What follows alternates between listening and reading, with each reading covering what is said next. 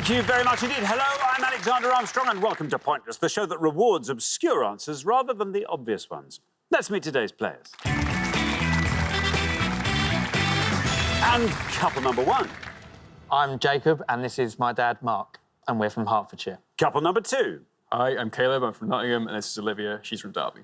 Couple number three. Hi, I'm Sarah. This is my very tall boyfriend, Blair, and we're from London. And finally, couple number four. Hi, I'm Ingrid. This is my husband, Simon, and we live in Olney in North Bucks. And these are today's contestants.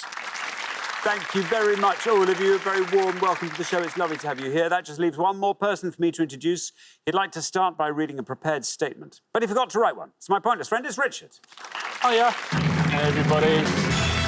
Hello there. Hello. Nice to see you again. And you again. Nice to see podiums 1 and 2 again as well. Hello. Nice to see podiums 3 and 4 for the first time. Hello. 4 jackpots in a row we've given away, which often happens. Now, of our returners, Caleb and Olivia got through to the head-to-head on their first show. On the last show, they had a disaster. Yeah. Caleb blurted out an answer too early, and they got knocked out in round 1. But you were very unfortunate. And Jacob and Mark, of course, discovered last show that Jacob's got the best job of anyone who's ever been on Pointless. Absolutely right. Which I'm sure we'll go into at some point during the show. I will get it out of him. Yeah, I will needle that out of him. Thank you very much. I will also say, Sarah, he's not that tall. Yeah, in comparison. Thank you very much indeed. Now, Alan and Sam won the jackpot last time, so today's jackpot starts off back at an altogether more manageable £1,000. There we are. Right, if everyone's ready, let's play Pointless. You just have to remember at all times that the pair with the highest score at the end of each round will be eliminated. So keep your scores low and everything will be great. Best of luck to everybody. Our first category today is UK geography. Can you all decide in your pairs who's going to go first, who's going to go second? And whoever's going first, please step up to the podium. OK, let's find out what the question is. Here it comes. We gave 100 people 100 seconds to name as many one-word UK city names with an odd number of letters in their name as they could, Richard. Yeah, we're looking for city names which have an odd number of letters in their name. It has to be a one-word city. Yeah, one-word city. One-word city. Mark, welcome back. Remind us all about yourself, Mark. I'm a retired postman. I stayed in the same office for 39 years. I used to run his youth football team as well. Oh, did you? Yes. Well, what day of the week was that? Saturday? Sunday Sunday was the football day. Now retirement beckons. What plans have you got? Doing as little as possible, I think. Oh, what a brilliant idea. That's the best answer yet. That is my plan for when I go. Oh, goodness. Don't expect too much. I'm No, fine. don't expect too much. Just put my feet up. Put my feet up on a happen. deck chair under a sun lamp, and I can imagine I'm anywhere. I can travel all over the world. So true, you can.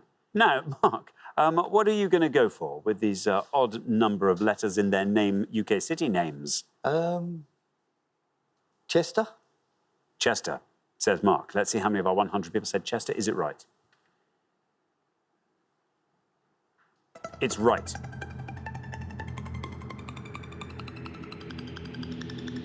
Oh, it's a great answer.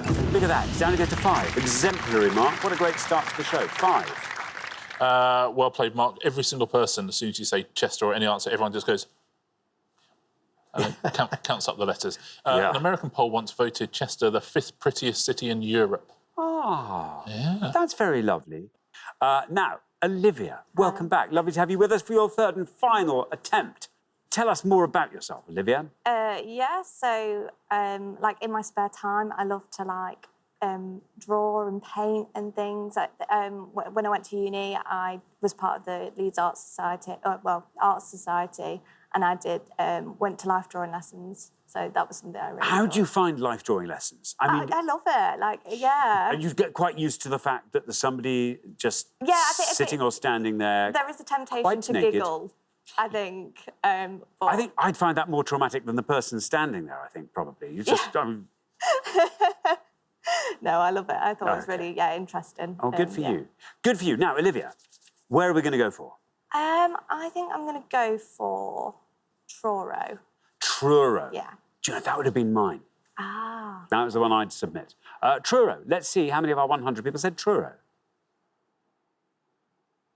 Truro is right.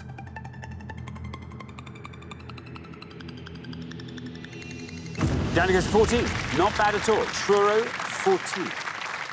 Yeah, very well played. They've got a statue of a drummer there that was unveiled by Roger Taylor from Queen because he went to school in Truro. Thank you very much indeed. Now then, Sarah, welcome to Point. It's lovely to have you here. Tell us all about yourself. So I am a diversity and inclusion consultant. I started my own business last year. Very exciting and loving working for myself and not answering to anyone, really. Well, very nice indeed. So how's it going? How do you tout for business for that?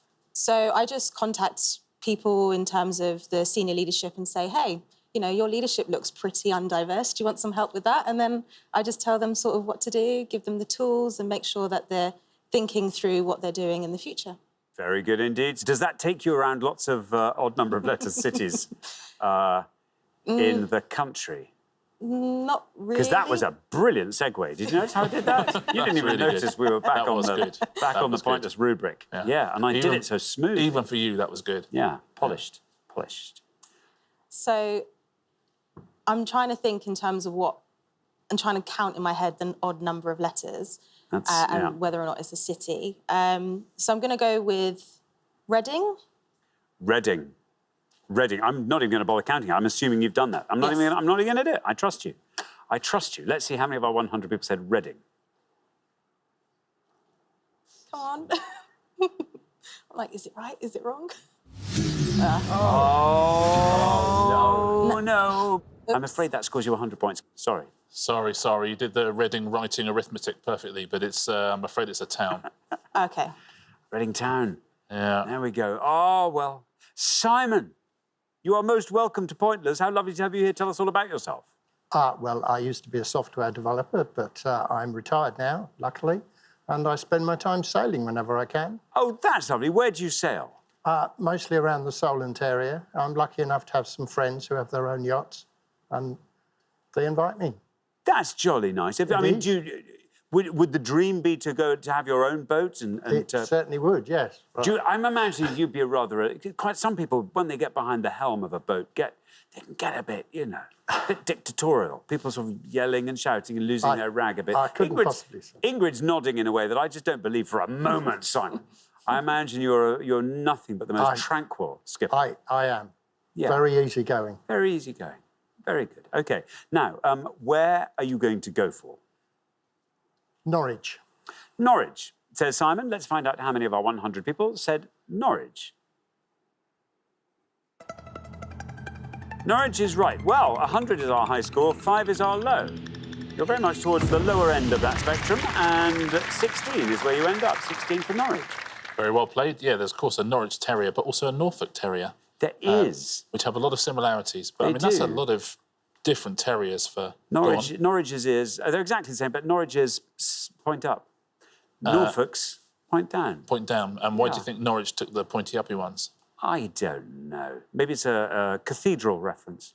Thank you very much indeed, Richard. Well, we're halfway through the round. Let's take a look at the scores. 5, the best score of the past. Mark, very well done indeed. Mark and Jacob looking very strong. Then we travel up to 14, where we find Olivia and Caleb. Then up to 16, where we find Simon and Ingrid. And then, Sarah, I'm sorry, Sarah and Blair currently on 100. Who knows what will happen in the next pass? There might be another slip-up. As long as it's not yours, Blair, you could take advantage of that. Best of luck with that. We're going to come back down the line now. Will the second players please step up to the podium? Ingrid, welcome to Pointless. Lovely to have you here. Tell us all about yourself. So I'm a retired school business manager. I worked in primary schools for about 20 years altogether. And do you like sailing as well? I'm a fair weather sailor, so good. Yes. Very sensible. Yes. What's your favourite bit of sailing, coming back to port? Well, we've been on flotillas to the Med, so that's rather nice. That's very lovely. What could be nicer? Simon at the helm, tranquil, calm. Screaming at dinghies. Yeah. Pull that rope. Now then, Ingrid, you are on 16, which means 83 or less, even at this early stage, gets you into round 2. I'm going to go to Wales for this, so I'm going with Newport. Newport, says Ingrid. Here is your red line. Can we get you below this red line with Newport? Is it right? It is right. You are through. That's a great answer, Ingrid. And it goes down to 2. That's fantastic. 18, your total. Very good. That's a terrific answer, Ingrid. Very well played, yeah. Chief City status in 2002. Thank you very much indeed. Blair, welcome. Lovely to have you here. Tell us all about yourself. Hello, my name's Blair. So I'm a buyer for a pretty well-known department store. The reason Pretty well known. Yeah, I'd say top couple. Very well Yeah, known. yeah. Very, not just any department store. Yeah, my friends will love to hear that. But the thing that's probably most interesting is what I buy, which is everything haberdashery. So Oh, that's exciting. sewing machines, buttons, bobbins, wool, which you wouldn't expect from That's fun. maybe a person like me. But yeah. Ah, that's That's nice. fun. Bit of A bobbin haberdashery. buyer. The bobbin buyer. Yeah. Blair the bobbin buyer. Do you know the bobbin man? The Yeah. bobbin man. The bobbin man. Bonnie Blair the bobbin buyer? Where are you from? Bodmin? That's anyway. So do you decide what kinds of haberdashery you're going to stock then? Yeah, exactly. So you have to know a little bit about what sort of the flavours of interiors are for that particular season. Yeah, So that's it was- quite fun. It was a steep learning curve when I Yeah. moved over, but yeah, it's all about colours, what people want ultimately. Yeah, very good. Good for you, Blair. 100 is your score, I'm afraid, at the moment. You're the high scorers. Listen, it could happen that there's another slip-up. So to be in a position to take advantage of that, you need to score 4 or less, I'd say. So I'm going to look back to my school trip days. Ah, I'm going to go for Ely. Ely. Ely. Lovely Ely. No red line for you as you're the high scorers, but let's see how far down the column we get with Ely. Ely's right. Absolutely an odd number of letters. That we all know. It goes down to 8. Down to 8. 108 your total. Very well played, Blair. Nicely done. It didn't require that much counting either, which is lovely for all of us. Ely Cathedral has stood in for Westminster Abbey a number of times for King's Speech. That's Ely Cathedral. In the Crown, Ely Cathedral uses Westminster Abbey as well. There we are. Thank you very much indeed. Now, Caleb. Hello. Caleb, welcome back. Lovely to have you with us for a third and final time. Remind us all about yourself, Caleb. So recently, of all my hobbies, I've decided I need to take up something more physical. So I've been getting into a lot of cycling recently, doing a lot of like tours around where I can. So that's what I'm into at the minute.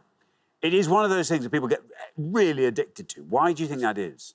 I don't know. It's like the endorphin rush, I think. You know, you that sort it? of get into the zone, or you kind of, to get through the pain, you sort of teach yourself you've just got to deal with it, and then people forget to stop, I think. I think that's it. And it does feel like it just focuses on all the bits that you should be working. Yeah, you know, it's so efficient.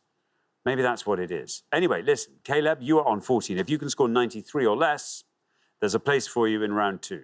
Okay, so I'm thinking of some of the lesser ones that come up on the show sometimes, and I'm going to say Belfast. Belfast, says Caleb. Here's your red line. Can you get below this red line with Belfast?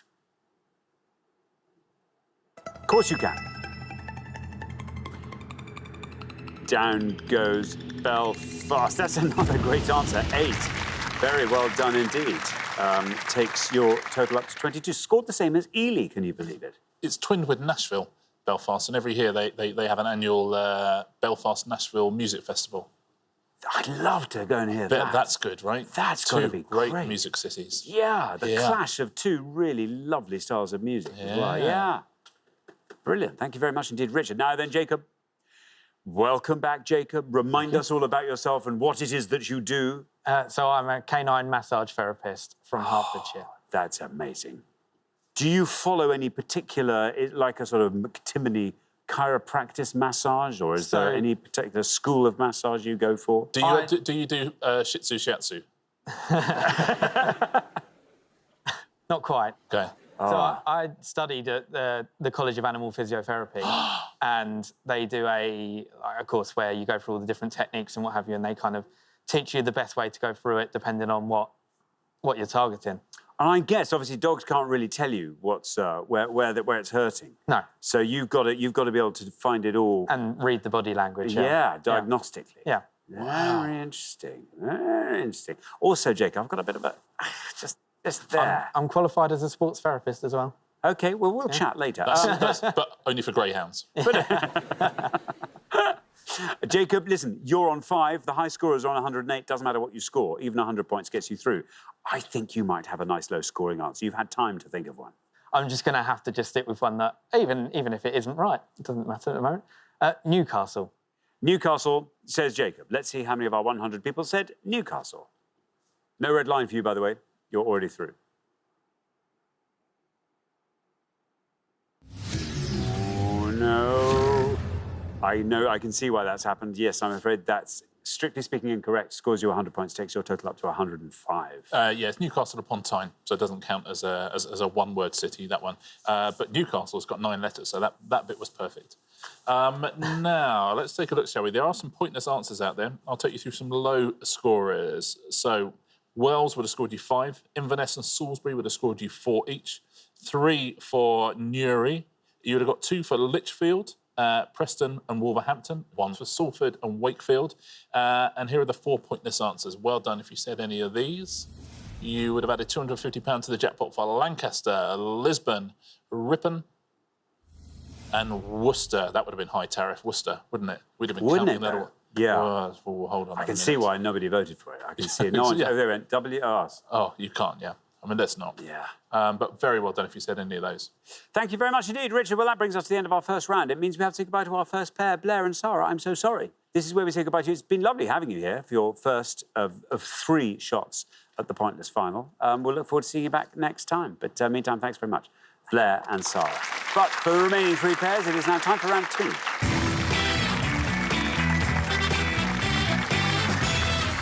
Well done, everybody. We've made it into round 2. Best of luck to all 3 pairs. Our category for round 2 this afternoon is 18th and 19th century history. Can you all decide in your pairs who's going to go first, who's going to go second? And whoever's going first, please step up to the podium.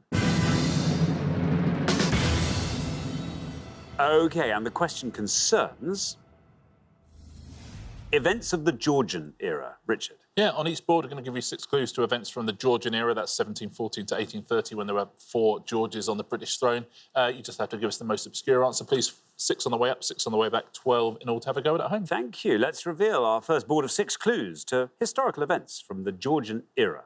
And we have got: this French leader was defeated by the Duke of Wellington at the Battle of Waterloo. Name commonly given to workers who smashed textile machines that they feared were displacing them. As Home Secretary, this future PM created the Metropolitan Police in 1829. In 1720, the bubble burst for this company, governed by George I, ruining many investors. Title given to the future George IV in 1811, giving him the powers of the monarch during the incapacity of his father. And former slave who came to Britain and wrote about his experiences in the interesting narrative of his life. There we are. Jacob. History is not a strong point. I will go with Napoleon for the French leader. The French leader, Napoleon, defeated by Wellington. Let's see how many of our 100 people said Napoleon.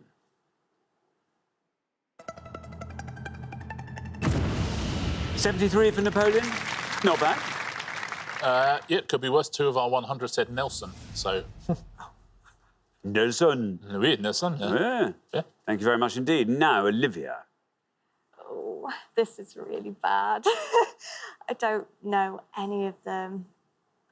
I'm just going to have to say a Prime Minister that I think was in the 1800s. William Pitt the Younger?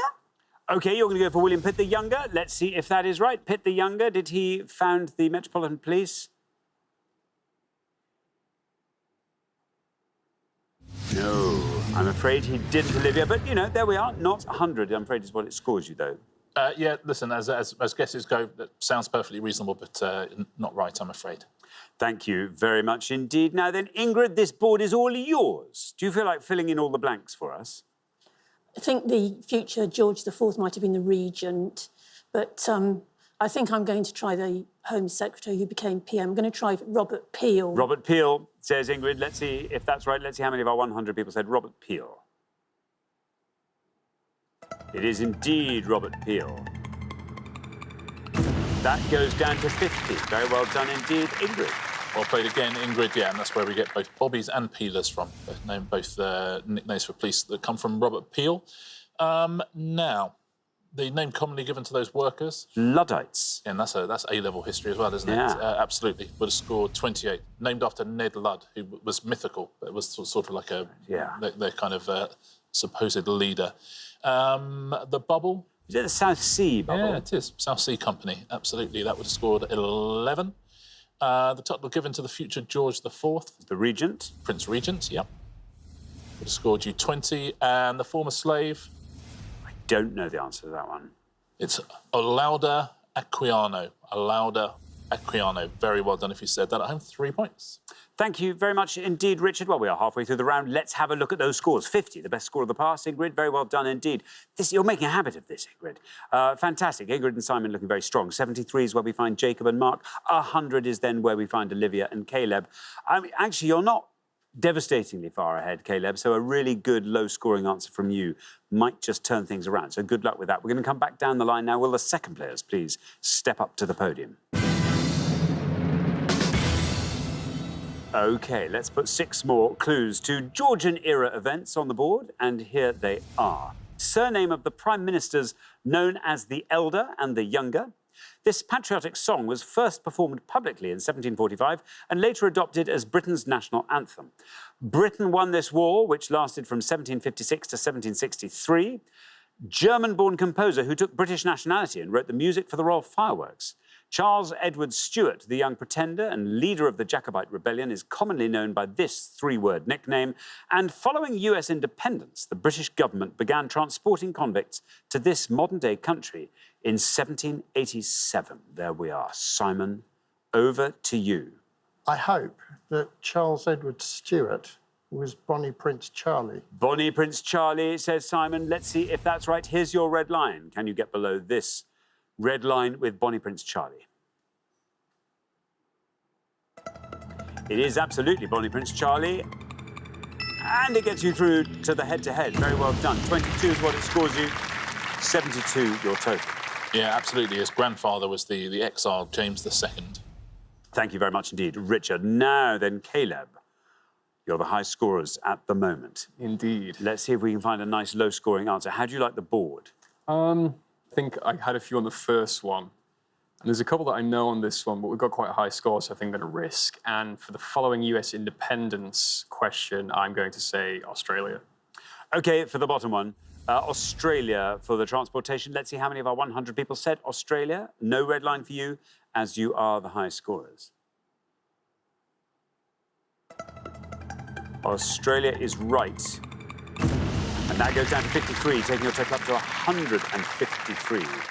Yeah, absolutely. Previous to that, people would be transported to America to work on the roads and down the mines or as indentured servants. And after, when the Declaration of Independence banned that, Australia took them instead.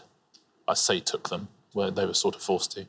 Thank you very much indeed, Richard. Now, Mark, you're on 73. We need a score of 79 or less from you. Do you want to talk us through this board?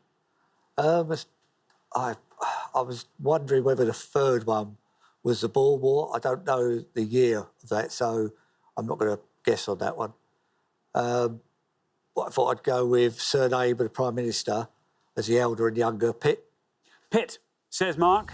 Pitt. Let's find out. Here is your red line. Can you get below that with Pitt? Let's find out. Yep, there we are. It's come up already, in fact, this round, 57. And that takes your total up to 130, and it gets you into the head-to-head. Yeah, it's actually Pitt the youngest Prime Minister in British history, 24 when he first became Prime Minister. One suspects that will never be broken. Kingdom entrusted to a schoolboy's care. Oh, what's that as from? They said. I can't remember who said that, but someone said it. Well, there you go. Yeah. Now, let's let the patriotic song. God Save the King. Yep, absolutely. That would have scored you 43. They've changed the lyrics since then, haven't they? Yeah, well, they have. Yeah, they update them. Now, Britain won this war. 1756, 1763. The dates are a clue, are a big clue. 7 Years' War. The 7 Years' War, yeah. And that would have scored you 5 points. And the composer? Handel. George Frederick Handel. Absolutely. George Frederick Handel. 30 points. Oh, love to a bit the of echo. Handel. Love a bit of Handel, actually. People love Handel. They love Handel. They love Handel, yeah. Thank you very much indeed. Well, that brings us to the end of our second round. It means we have to say goodbye to another pair. Oh, Caleb and Olivia, this gives me no pleasure at all. I'm sorry we have to say goodbye to you, but it's been lovely having you all 3 shows. Thank you. Thank you, Caleb and Olivia. But for the remaining 2 pairs, it is now time for the head-to-head.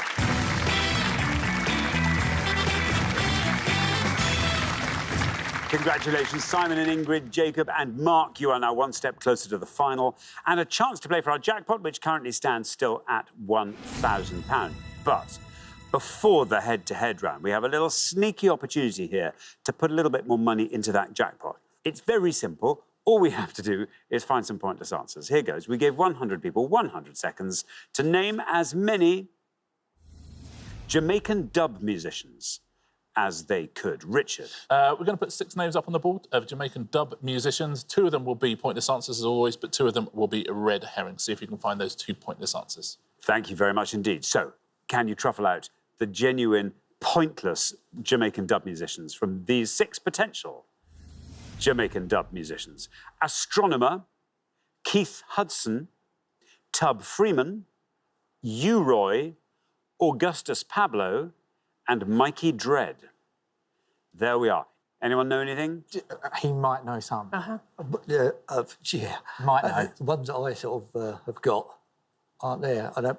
Mickey Dread, I believe, is one. An easy one. But it's horrible if I'm allowed to say that and we get it all wrong. That doesn't matter. Doesn't matter. Well, Simon and Ingrid, we come to you first. Should we just say you, Roy? Yeah, go on. You, Roy. U-Roy. I like the sound of U-Roy. Let's see if U-Roy is a pointless Jamaican dub artist. U-Roy is most definitely a Jamaican dub artist. And he's a pointless one. Oh, the absolutely indefatigable power of Simon and Ingrid continues. It's extraordinary. Just destroying all before them. It's a pointless answer. Now, Jacob and Mark. Who are you going to go for? Dread. Mickey Dread. Mickey Dread or Mikey Dread? Mikey Dread, yeah. Let's see. Mikey Dread, is he a pointless Jamaican dub artist?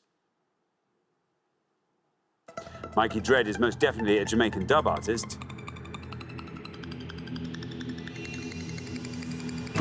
Down to 2.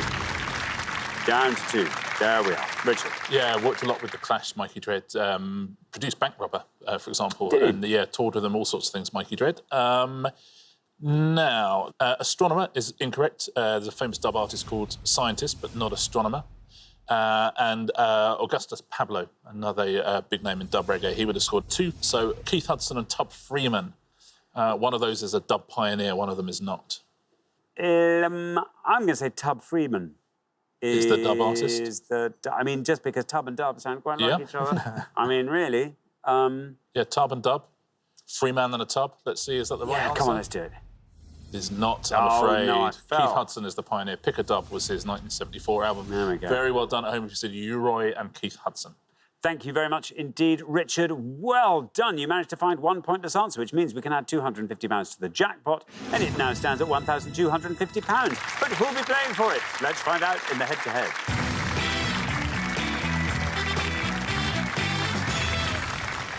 The first pair to win 2 questions will be playing for that jackpot. You're now allowed to confer before you give your answers. Best of luck to both pairs. Here comes the first question, and it's all about literary heartthrobs on screen. Richard. Yeah, we're going to show you pictures of 5 actors now who famously played a literary heartthrob on screen. We'll show you the actor, we'll show you alternate letters of the literary heartthrob they played. But who did they play, please? Who are these literary heartthrobs? And we have got A, Mr. D.R.Y., 1995. B, H.A.H.L.F., 2009. C, L.U.I., 2019.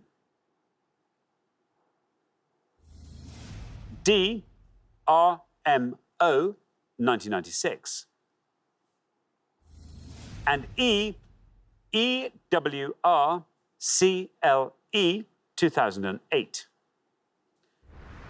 There we are. What are the names of these literary heartthrobs? Ingrid and Simon, you're our golden couple. You will get to go first. It's going to be A or D. Yeah, it's going to be A or D, so we'll go A, Mr. Darcy. Mr. Darcy, say Simon and Ingrid. Now, Jacob and Mark, do you want to talk us through that board? Do you know any? Mr. Darcy. Romeo. So that's Romeo, yeah. But I know E is Edward, Edward something. something, He's yeah. from, I know he's from Twilight. The character is Edward something from Yeah. Twilight. We'll have to go for Romeo. wouldn't we? Yeah, D, Romeo. Romeo. So we've got Mr. Darcy and we've got Romeo, the original heartthrob. Simon and Ingrid went for Mr. Darcy. How many of our 100 said that? For A. Mr. Darcy is right. That goes down to 58. Meanwhile, Jacob and Mark have gone for D, Romeo. Let's see how many of our 100 said Romeo. Romeo is right, and that stops on 75. Well done, Simon and Ingrid. After one question, you're up 1-0. That's a big score. I mean, you can see the missing letters there. Is R something, M something, O. Do you know what one of our 100 said? No. Rambo. I mean, it fits, right? If it fits, you've got to have a go sometimes.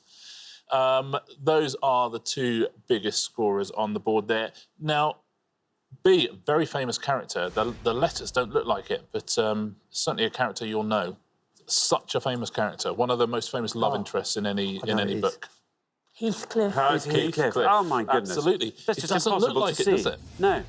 Tom Hardy there, who played Heathcliff on TV, would have scored you 7 points. Edward, you're absolutely right, in Twilight, Robert I was Pattinson trying in to work Twilight. this out. I would think it's not Calder, is it? It's not Calder. That'd be a good gag for being a vampire and all. Edward Calder. Yeah, because it's not that good a gag, actually, now I think about it. Now I air it. It's not, all right, yeah, it's not.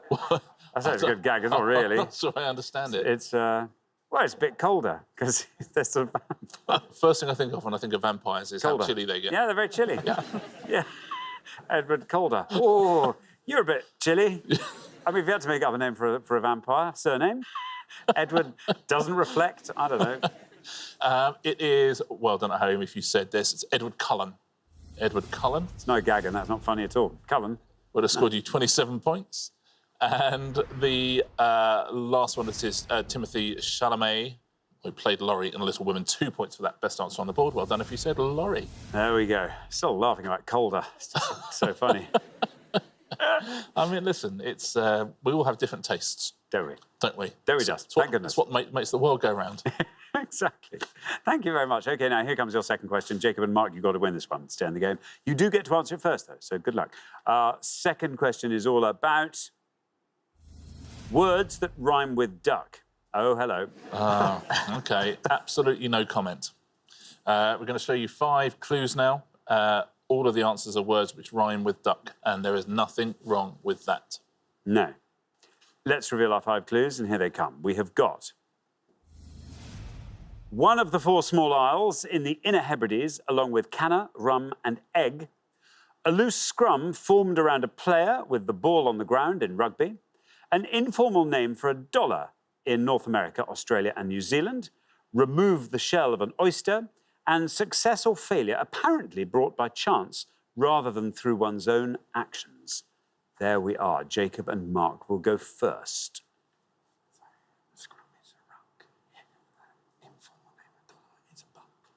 We'll go with a loose scrum as a ruck. Ruck. Say Jacob and Mark. Ruck. So we come to you, Simon and Ingrid. Do you want to talk us through that board? Well, the dollar is buck, I think. The oyster, I think, is shuck. Presumably the bottom one is luck. But I would like to say the Hebrides muck. Muck. Say Simon and Ingrid. So we've got ruck versus muck. Jacob and Mark have gone for ruck. Let's see how many of our 100 people said that for a loose scrum.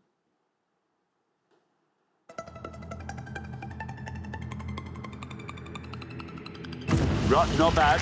Goes down to 39.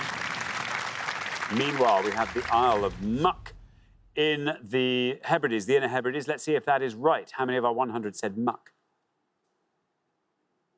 Muck is right. And where there's muck, there's brass. Look at that. Down it goes to 22. Very well done indeed. Simon and Ingrid, after only 2 questions, you're straight through to the final 2-0.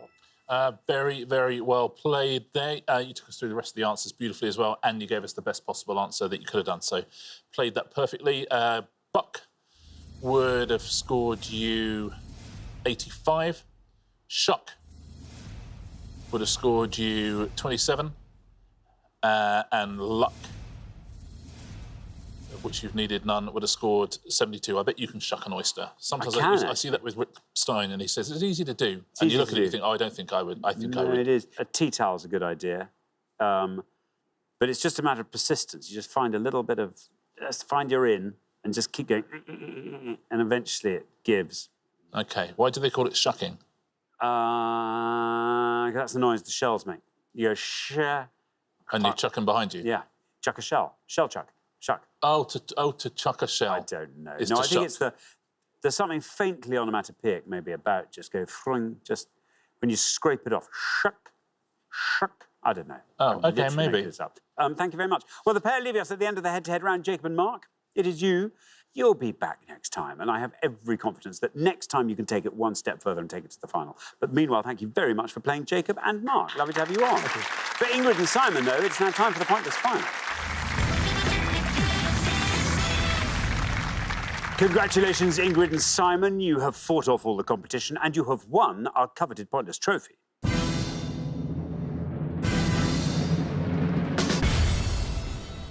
You now have a chance to win the Pointless jackpot, and at the end of today's show, the jackpot is standing at £1,250. Well, very well done indeed. Here you are, just coming straight through the show, one appearance, 2-0 in the head-to-head, into the final. Bish, bash, bosh. You just have to win that jackpot now. What do you want to see come up? Country and folk music, Sailing. bit of literature. Yeah, geography maybe. OK. Science. OK, thank you. As always, we'll put 4 things up on the board. You just got to hope there's something up there that appeals. Today's offering is Switzerland, 2020 TV drama series, The Roosevelts, and Manchester groups of the 60s and 70s. Which do you prefer then? None of them. It's hard to imagine what's actually going to be the question. I won't be able to help you much with the drama. Yeah, we'll go 2020 TV dramas, please. 2020 TV dramas it is. Okay, very, very best of luck. It's been a sensational performance so far. Let's see if you can top it off with the jackpot. We're looking for anyone who appeared in 2 or more episodes of one of the following series, please. Anyone who appeared in 2 or more episodes of Quiz. Anyone who appeared in 2 or more episodes of Normal People. Or of I May Destroy You. So according to IMDb, anyone credited with 2 episodes or more of one of those 3 2020 dramas. Very best of luck. Thanks very much indeed. As always, you've got up to a minute to come up with 3 answers. All you need to win that jackpot of £1,250 is for just one of those answers to be pointless. Are you ready? OK, let's put 60 seconds up on the clock. There they are. Your time starts now. It's got to be Normal People, hasn't it? I think I've thought, obviously, We can only think of the obvious ones. there's a lady called Sarah Green. Sarah Green. Daisy Edgar Jones. Yeah, Yeah, I know, but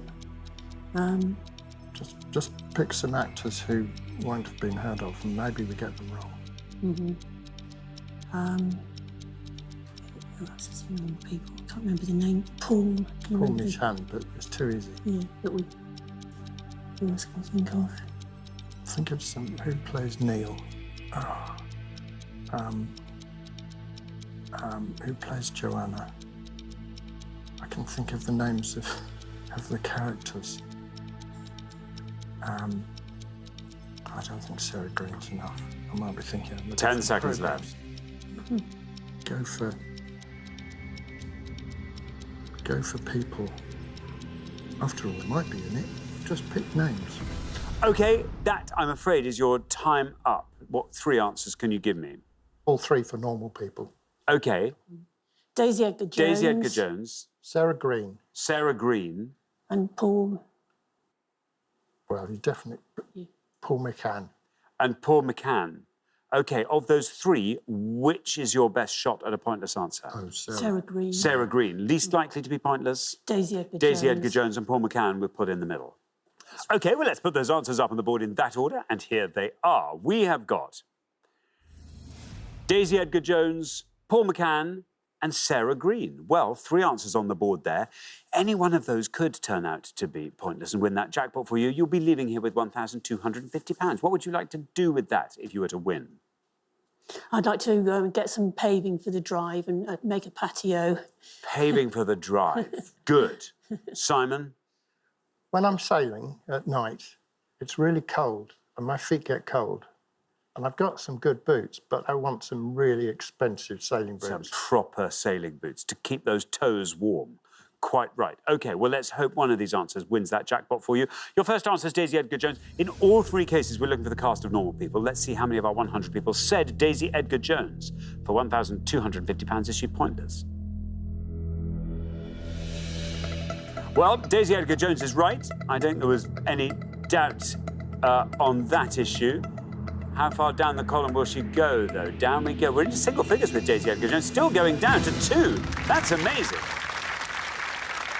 That puts an interesting complexion on things. If Daisy Edgar-Jones, the great standout star of Normal People, is only scoring 2, might be looking good for your future answers. Paul McCann is your next answer. Let's see how many of our 100 people said Paul McCann for Normal People.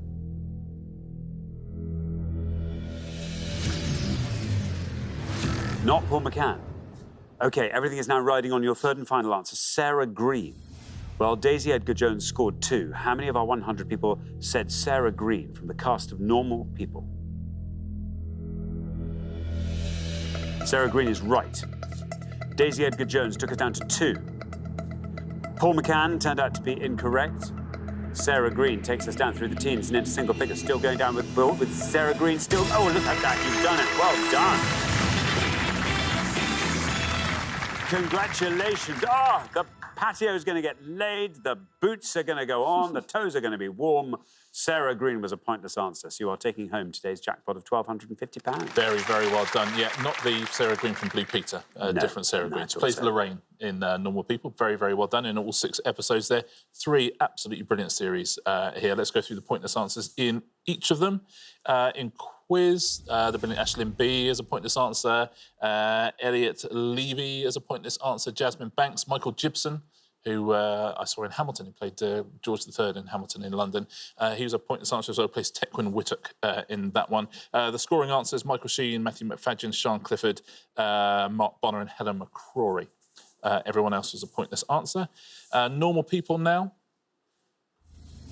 Ashleen McGuckin, Leah McNamara, there's Sarah Green, Sebastian de Souza as well. The only scorers, Paul Mescal, who I think was the thing you were thinking of, Paul McCann, he would have scored you 4 points. India Mullen would have scored points as well. And the wonderful I May Destroy You. The brilliant Andy Osho, used to be a stand-up, now is a phenomenal actor. She was a pointless answer. Sarah Niles, Stephen White, Waruche Opia as well. All of those were pointless answers. The biggest scorer there, unsurprisingly, Michaela Cole. Very well done if you've got any of those pointless answers at home. Thanks very much indeed, Richard, and thanks once again to our winning players, Ingrid and Simon, who take away today's jackpot of £1,250. Join us next time when we'll be putting more obscure knowledge to the test on Pointless. Meanwhile, it's goodbye from Richard. Goodbye. And it's goodbye from me. Goodbye.